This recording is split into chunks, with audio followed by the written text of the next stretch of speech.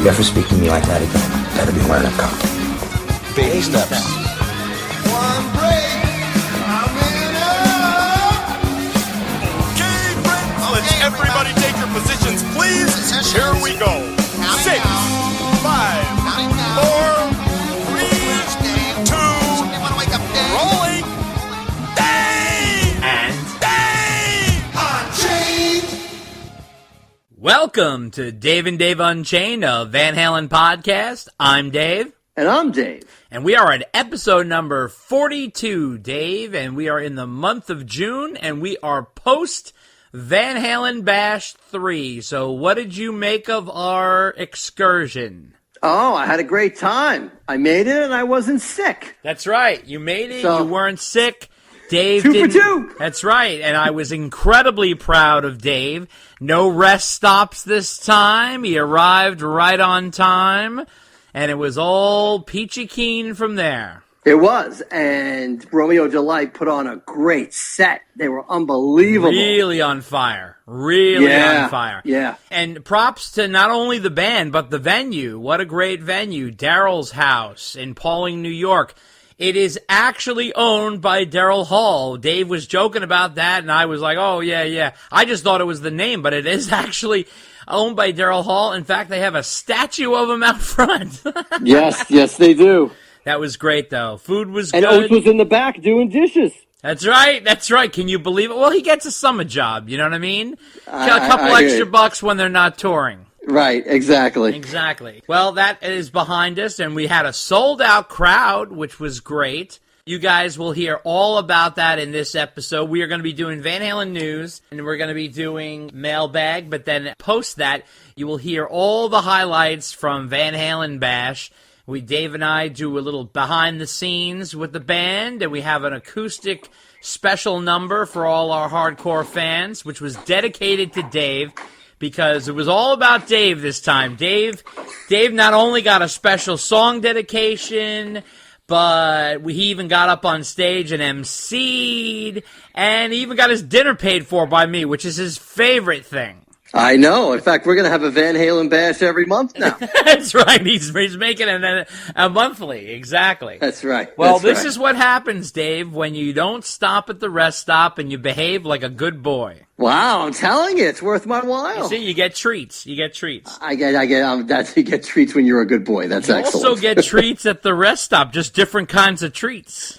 Well, you have to weigh your options, which kind of treats you want. That's right. What's it worth to you? This time he was hungry, so it worked out. Right. Exactly. Well, we are going to launch into our Van Halen news. Van Halen. And boy, did we get a crackerjack piece of news. It was actually our last piece of news that we're adding to the pile, and we're going to put it right up front because we like the crunchy stuff up front. Wow. Get David Lee Roth at a bar, throw a few pops in him, and he will sing like a canary, won't he, Dave? The music interview website Toasted. If you can believe Which is that, probably Toasted. aptly named. If you watch his mini interview. Yeah, exactly, which is hysterical. And Dave is sitting at the bar. It's nighttime, but he's got sunglasses on because he's Dave. Of course. And he's wearing a sparkly shirt and a big shit-eating grin. So they ask him about the future of Van Halen, and my God, do I want to say thank you for someone to actually asking this guy the one question that we've been begging for someone to ask Exactly. him. It was really a very pointed, right-on question. Incredible. And they even said Van Halen future music with your vocals on it. They were very specific. So which I thought was kind of ballsy, quite frankly. Absolutely. Well, you know what? Come on. This is what the guy does for a living. I don't think it's that wrong to ask. So Dave said there's certainly more music. And then he kind of tried to swerve away because he's Dave. And he says, oh, go to davidleeroth.com and the Roth Show, and all roads lead to David Lee Roth after this many summers, you know. And then the guy was smart, and he went back And he said, is there going to be Van Halen music with your vocals on it? And he said, there's plenty of music coming up. This is directly from Dave. I'm going to be seeing the Van Halen brothers in the next week or so, and we'll be talking about what's coming up then. And then the guy was pushing, like, can you promise this? And the guy, he says, I make no promises, but I make promises, but I don't. And then he said, I have to publicize now that I'm not talking. Oh. Which is like classic Dave. But I would expect no less from the Van Halen organization. Exactly. There's only so much of a tight lid can you keep on that guy. I mean, and let me tell you something. It is obvious and clear as day that he is kept under tight surveillance. And that Roth got some sort of contract with the brothers that if he's working with him, he's not releasing music, and he's not talking about what they're doing. Or not doing. What did you make of this whole thing, Dave? Did it shock you? It didn't shock me in terms of he didn't really say much, but I'm really cautiously cautious. I'm not even cautiously optimistic anymore. Okay. Well, it's kind of like, okay, so he's talking to Ed and Al next week or in the next couple of weeks, right? Right. So, I mean, what's he going up there for? Like, Dave, glad you could come up. You're fired.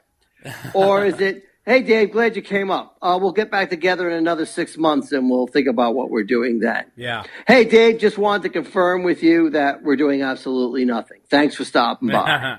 Don't kick Cody on your way out. I mean, but hopefully that's the Van Halen fan in me who's been struggling for the past, 10 plus years. Yeah.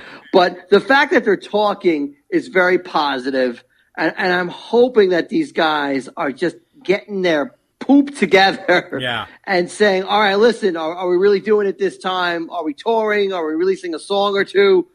What are we doing? So I hope whatever allegedly postponed them this year is behind them now, and these guys are going full tilt boogie. Absolutely. Well, we'll see.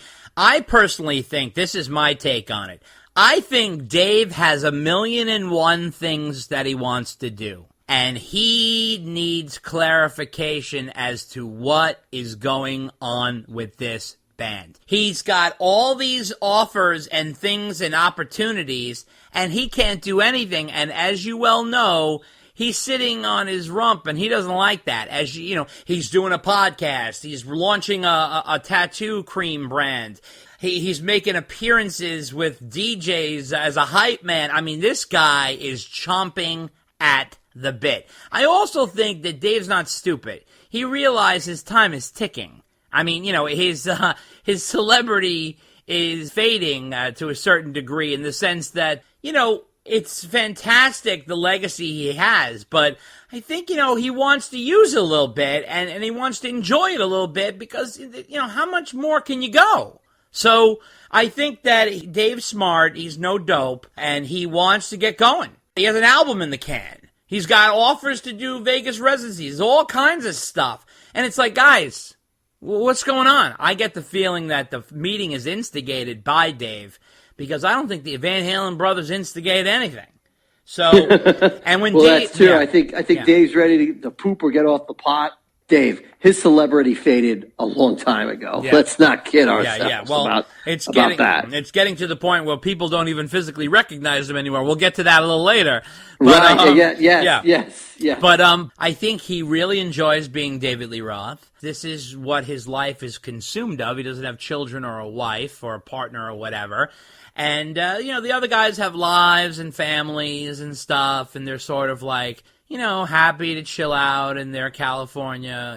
And Dave, Dave, he needs to be on the road. He needs to be doing stuff. He needs to be David Lee Roth. That's right. Chill is not in his vocabulary. No, not at all. My Christ's sake, I think he's looking to renew his medical license again. So anyway, but one thing Roth did, and he's a sneaky little bastard, is that he sort of indirectly eked out a new song. Oh my God, no, you can't find it anywhere. You can't find it on Spotify. You can't find it on iTunes. But there's an acoustic ditty about summertime, untitled, we don't know the name of it, was featured in an Ink, the original, commercial. And if it was played before his podcast, and it was on YouTube, and it's a really cool commercial, and obviously money is being spent to promote this brand. It's all over Facebook and YouTube. He's going total social media on this. And I think the song comes across like a little something from the California sessions. It's got that acoustic vibe, and it's kind of upbeat. Here's a clip right here. Chicken, pickles, and beer. Just about that time of year. Iced tea from a thermos. It's becoming increasingly clear that summertime is here. Tonight's the night. I mean all night. Oh yes, it's party time. 1, 2, 3, 5. Yeah, me no job. Oh yes, it's party time.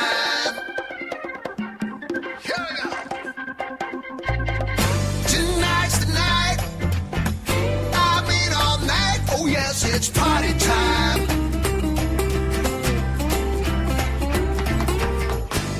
2, 3, 5. Yeah, me no job. Oh yes, it's party time.